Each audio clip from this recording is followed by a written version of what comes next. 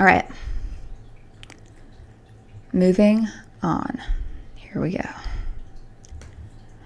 One thing that I wanted to take a bit to talk to you about would be how to start, the essay. I'm always going to suggest outlining to start, but sometimes I have students really resist that. They're like, I just want to start writing it. I don't want to outline it. Or even if they outline, they then don't know where to actually start when they sit down in front of a blank document. So here are some notes on options for how you might begin your actual essay.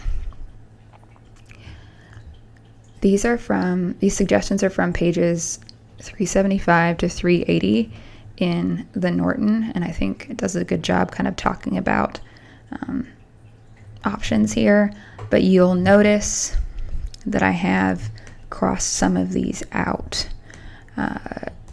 because I just don't think they're super effective for many reasons. But trust me on this. And even if you take classes even now or in the future that want you to start off an essay with some of the things I'm telling you not to do for my class, like that is instructor specific, but for the sake of writing something a little bit more creative and having fun with it, I am eliminating some of these options. So here we go. Options for how to begin your essay. You could explain the larger context of your topic. So a moment in history or an important figure, something that represents kind of like what's starting off your thought or other academics' thoughts about your topic. And we're going to look at some examples if these feel kind of just like glossing over, but I want to give you the context of it, and hopefully you'll have read this, or at least we'll go back and read it after I go over these so you know what I'm talking about. The Norton also says that you could start just with your thesis or forecasting organization of like, in this essay I will do this and this is what I'll do. Don't do either of those things, okay? Starting off with your thesis directly or forecasting your organization is what you're taught to do in standardized testing, and that is important for that genre, but for us, I don't want to see that, okay? And I hope you can assume that based on the outlines that we just went over, but putting that out there, I do not want to see that like in this essay I will do this, should not be there. So those two are crossed out. The fourth one on this list here is offering background information. Be careful of this, but still, if you know more inherently, like if you've already come to your topic even before you did research with a bunch of background information in your mind, make sure you get the rest of us as readers up to speed on the context and the background of the relevance or cultural context of your topic. The next one, defining key terms and concepts. You can do this, but watch out. One thing I really don't want to see is starting off your essay with, according to Merriam-Webster, or like according to the dictionary, classic like high school baby move. Don't do that. It's a trap. If you really think defining something up front is super important, you can do that, but make sure that you're presenting it in a way that doesn't make your readers just want to stop reading, because that's what I want to do when I see people quote like basic definitions from dictionaries. I had someone do that, I think, in the past with Merriam-Webster defines culture as, I'm like, okay, we've already been talking about that. Don't define it for me. Like, I have context. Just choose that to define key terms and concepts if you feel like the class as your audience won't really fully understand something when they're moving forward, okay? So be careful. The next one, establishing common ground with your reader, is you kind of considering how to draw us in. Like if you're going to establish like common experiences of what we've seen, just make sure you're not using second person you, but I, and third person they. You can use we, but be careful to establish who the we is. I would suggest, or I'd warn you against using that, just because it gets a little messy, because I'm like, am I included in that we? Or are you just talking about the other people in the class? Are you talking about a specific grouping in the class, whether that be by gender or by race or by socioeconomic class? So just be careful to establish, I guess, what your pronouns are referring to. The next thing, something provocative. So you can start off with kind of like a surprising choice of words or language. There's a good example of that in the Norton. And also I kind of think there's something provocative about one of the examples I'm going to show you. That is also an anecdote, okay, a story. And it can be a personal story, something that you've experienced or that you've had a friend experience. An anecdote. How fun. Students usually struggle saying that word, so you could practice it out loud at home. Anecdote. Anecdote. Not antidote. Anyway. The Norton also suggests that you could start with a question, but don't. Again, no questions. None.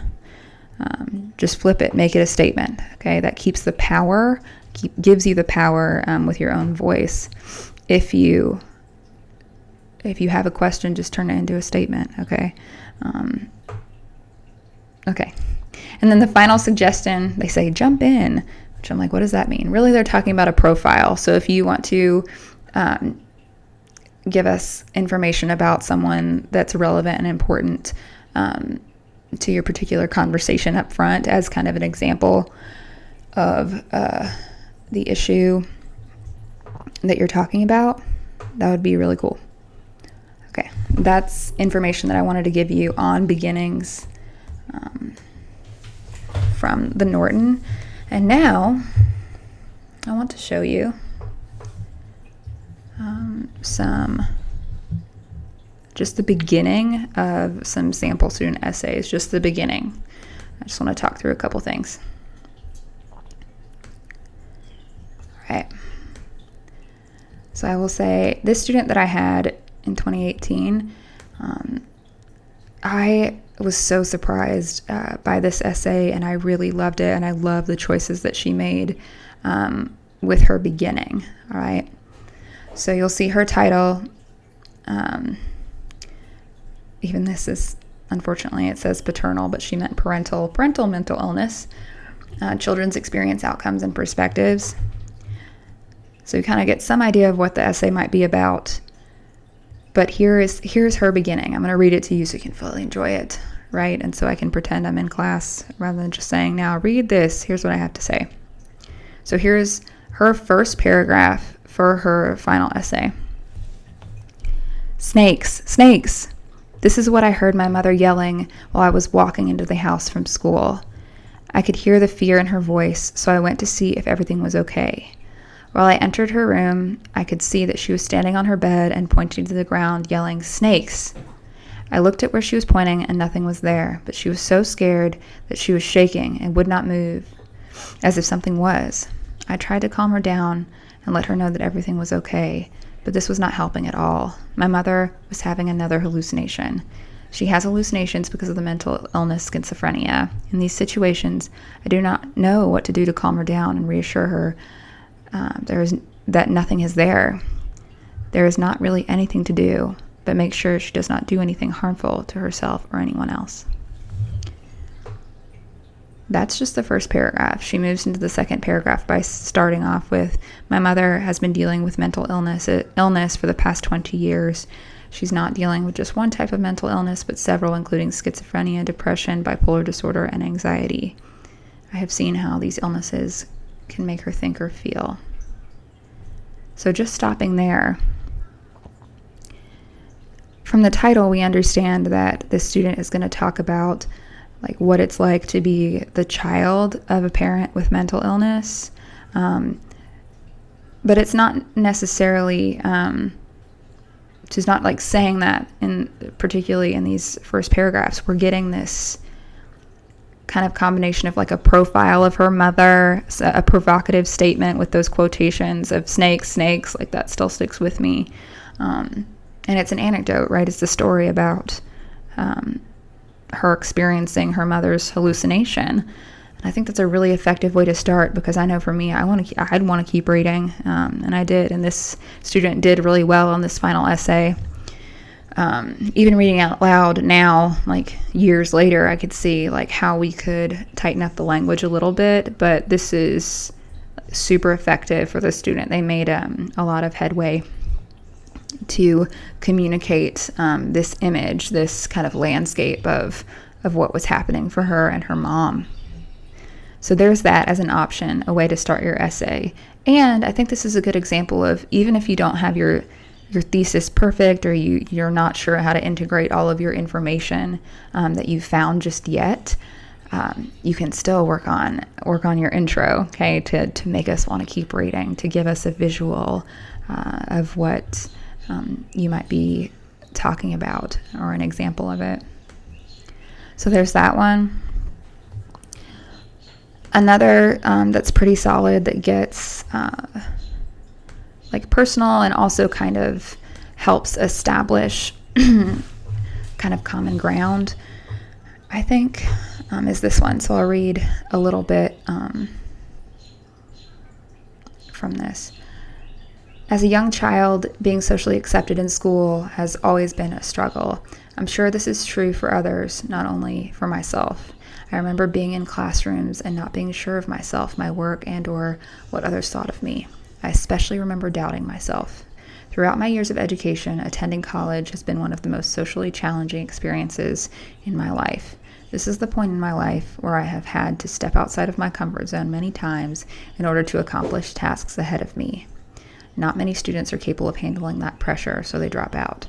While it may seem that these students have been defeated by school, they actually took an alternative route in life. Unfortunately for me, that's not an option. My parents expect too much of me, so instead I face my worries and stress head on. As a 20-year-old female full-time student, I can attest to the struggle that is summed up as college. Throughout school, I have witnessed others go through their own silent struggle. This made me curious as to how many college students struggle with stress and anxiety through the country, and if it has been a widespread issue.